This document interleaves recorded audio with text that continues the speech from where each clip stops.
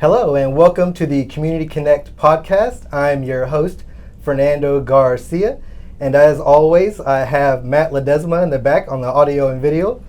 And today I have Liz Pershock joining me today, one of our patient care coordinators. And we have the privilege of our guest being Miss Kris Gossum, the Executive Director of Interfaith Outreach Services. How are you doing today? Doing great. Thanks for having me. Oh, thank you for coming back. You were actually our first guest on our podcast. That's been a while. Almost a year and a half ago. Wow. So welcome back. A lot's changed, you. I feel like, since then. It has. Things change every day, it Yes, seems like, yes. but yeah. Well, once again, thank you for joining us. Can you describe your organization's mission and the services you offer to our community? So Interfaith Outreach Services is here to help people with everyday disasters. We were birthed out of the tornado in 1979, so we were there to help people rebuild their lives after that disaster. But then we realized that people have things that happen every day. Mm-hmm. Their car breaks down, their child is sick, they miss work for some reason, their paycheck's not as big as they thought, and then it's a disaster to them to be able to pay rent or utilities. So we help people with rent and utilities. We help them with diapers, because diapers, while that's not a disaster, if you don't have diapers, you can't take your child to daycare. If you don't take your child to daycare, you can't go to work. Yes. And it's just a cycle. So we're able to be able to stop some of that. We help with durable medical equipment, with prescriptions, and kind of anything that people really see a need that something they've got to have, we can step in and try to help them with that. All right. Wow. That's amazing. What does the process look like to enroll in your services? Well, it's really very simple, and that's the good thing. We do not take any funding from state or federal level, and so we can make the rules ourselves. So instead of having a packet of paper you have to fill out like this, it's a phone call. When the pandemic started, we kind of took a break from having people come in to us, and we started doing everything over the phone. And we realized that people could save gas. They didn't have to worry about having transportation, and a lot of our folks don't have easily accessible transportation. And so they can just call us up and tell us what their problems are and what they need. If they need food, they're going to have to come down and pick it up. They need diapers, they're going to have to come get us. But they can do all the beginning stuff, all the information we need, they can do just over the phone.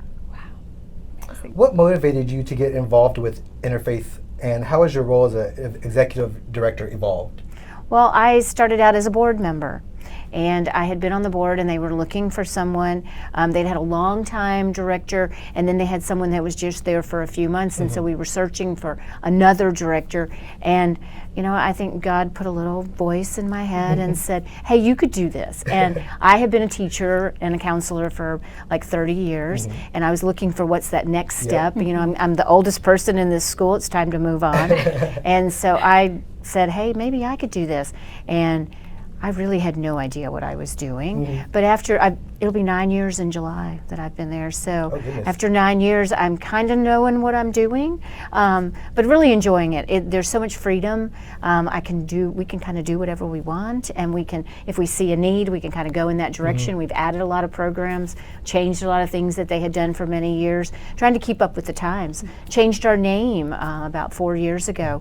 We were Interfaith Ministries for many years, and we realized that ministries was kind of an old word, because we say, oh, we minister to the poor. Well, nobody says that anymore, but we know what outreach is. Yes. So we're still interfaith, we still are very connected with churches in town, but now we're Interfaith Outreach Services. Congratulations on your 9 years. Thank you. Amazing. Thank you. I know, it's a pretty good second career. Yes, absolutely. Sounds very fulfilling. Very much. How does Interfaith Outreach Services engage with other nonprofit organizations and community partners to build a support network and leverage resources? This is something that was really good that came out of the pandemic. In March of 2020, Leslie Schaffner, who runs the Community Foundation, brought a bunch of us together, people who were in human services, nonprofits, and said, what are we going to do? Look at what's happening here, what's going to happen. And so we started meeting every Thursday morning at 8 o'clock. Well, that first in-person meeting became a Zoom meeting.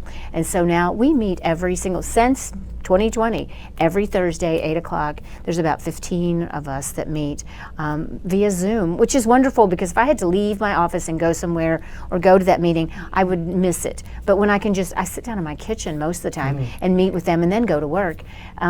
we all can share resources, we share stories, we share problems. Sometimes it's just like mental health. Sometimes it's like we're having a group session. Sometimes it's we can talk about, gosh, I'm having problems with this, and somebody will say, hey, I can help you with that, or I've got some transportation, or you need a van for that. We've got this we can share with you, and it's just really, it's made us all know what the other groups are doing and who the people are. I can just call up somebody and say, hey, Joe, I need help with so and so, and did not know people that closely before that. So that's really, really helped us. We work with the other organizations that do kind of the same thing that we do, so that my biggest thing is I don't want us to be in competition with each other. If someone else is doing that, we don't want to be the very best in town, we want to be the only. Or if they want to be let's let them do it, and we can take our funds and do something else. So we've worked really hard to not do that kind of the same thing, and that's been the greatness of getting to know the people that are doing the same kinds of things we do, so that we know where to send somebody. Well, we can't help you with that, but how about you go down the street to so-and-so?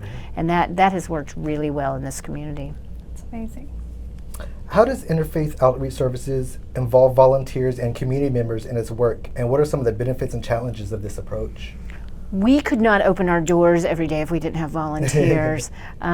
We have 3.5 staff people, and we have 45 or 50 volunteers, and usually we have 6 or 8 each shift, so that means we're having 10 or 12 each day, and we couldn't function without the volunteers. And they bring so much to us because they all come from a different place. So the way they look at our clients and talk to them is different for each one of us. And sometimes somebody will go, hey, that happened to me, really we ought to help this person. Or I've seen that before, and here's something they can do. It really brings a lot of experience that we wouldn't have if we just had a few staff people. So we really like doing that. We also bring people in to do special events and things like that. We have a big fundraiser, and we bring a lot of folks for that.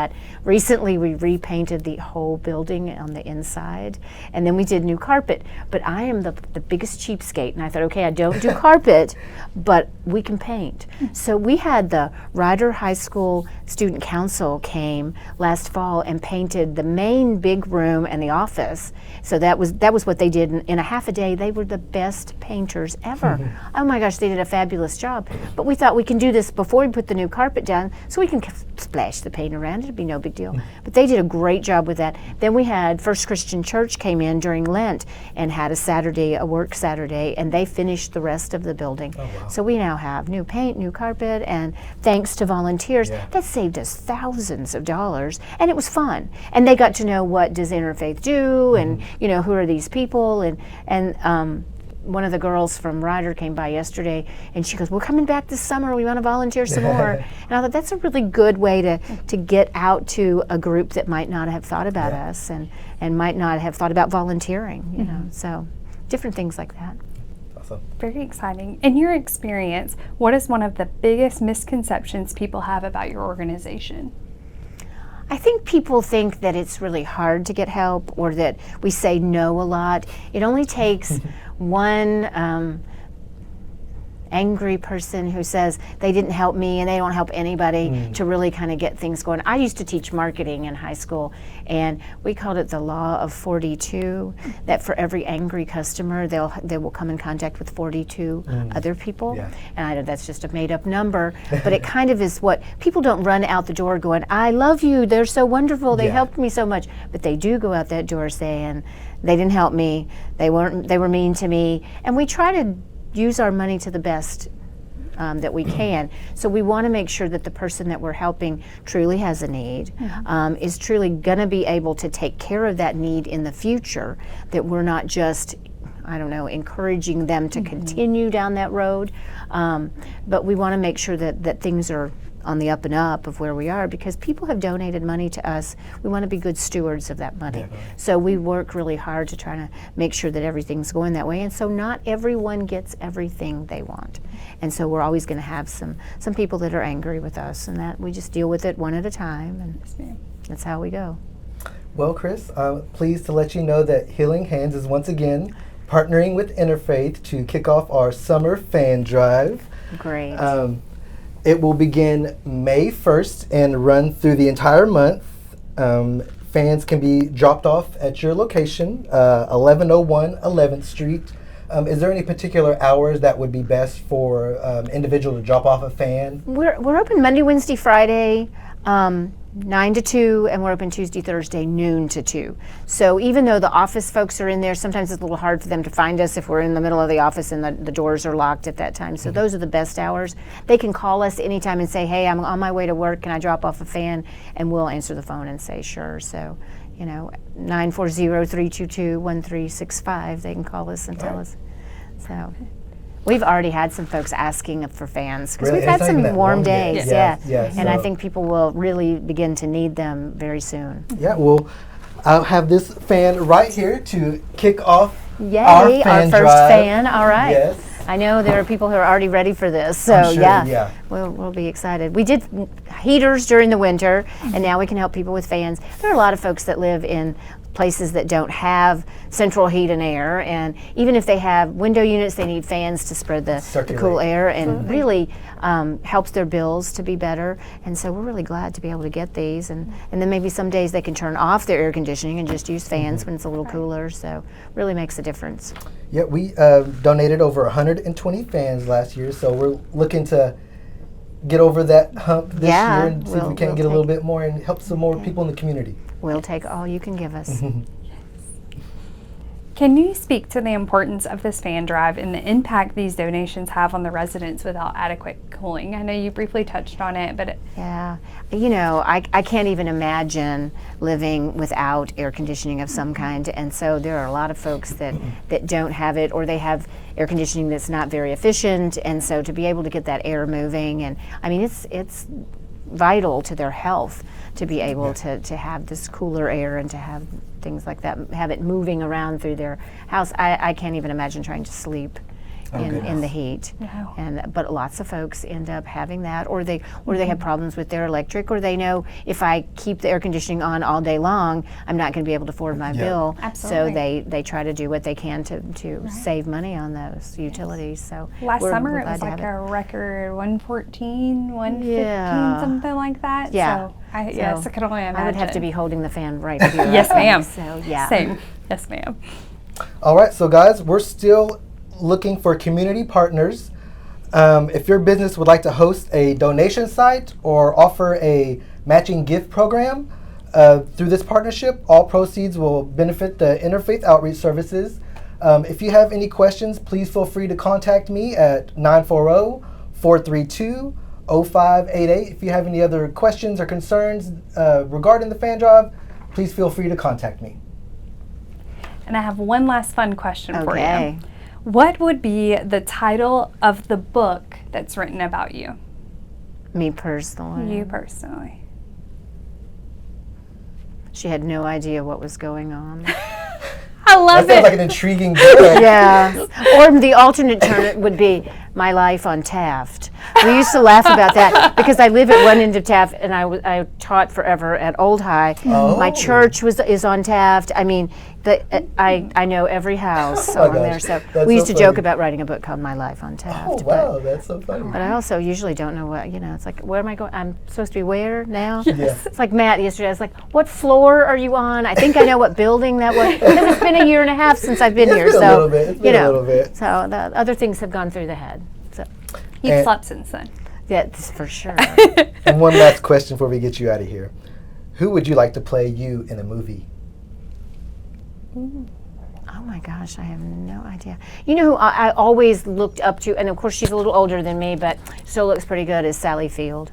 Oh yeah. Oh, you do. Or who was the woman that was on Designing Women, who played Mary Jo? She was the sassy one. She had red hair, but my students always said I talked like her. I cannot think what her name is now. Oh, I cannot. So you should know these things. You should have warned me this was coming. Oh my goodness. Anyway, one of them. Liz, what about you? Who would play you in a movie? Ooh. Scarlett Johansson, maybe? Yeah. I don't know. Is that your lookalike? No. But it was the first one that came to mind. All right, Fernando, what about you? Did y'all watch Breaking Bad? Yeah. I always get Gus Fring, the guy who runs the chicken place, the bad guy. I'm going to need you to upload a picture. I'll throw a picture up on the video right here. Yes. I always get him. I can see it, I guess, kind of. He's bald-headed. like darker skin, and he always wears suits. I get it when I'm always wearing my suits and jackets and stuff. Okay. So I think I see where that's coming from. Yeah. I think her name's Diane Keaton. Is that? No. I feel like you kind of look. You remind me. Maybe she would be someone that would play you. Is that what her name is? I feel like she's in a lot of movies. Yeah, I know who you're talking about. Yeah, I'm trying you to were take talking picture about, designing and she's them. so much That would be fun. lovely. I would like to. I would aspire to that. We'll get the ball rolling on Okay. that. Yes. Chris, before we get out here, where can our listeners learn more about Interfaith Outreach Services? You know, we do have a website, interfaithwf.org, and it's got a lot of information about us. And you can always just call and come by. We'd love to take you on a tour and kind of show you what we do. And we have rack cards out in the community if you need help. And you can always get information by calling 211. Okay. If someone needs help with some kind of problem that they're having, call 211 and ask them for assistance. Oh, yeah. that's easy. Yep, can't forget that number.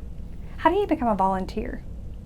How did we what? How do you become a volunteer Oh, for you guys? again, call and we will get you right in. We will have you come out immediately and kind of look. We don't tell you we need help with this. We'll say, come on out and just see what we do. Okay. See how you would fit in, and spend an hour with us and see how our operation kind of works, and say, oh, I think I could do this, or I would be comfortable in that part, and we'll find you a spot for sure.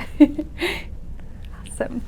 All right, guys. Well, I thank you for joining us today, and y'all have a great day.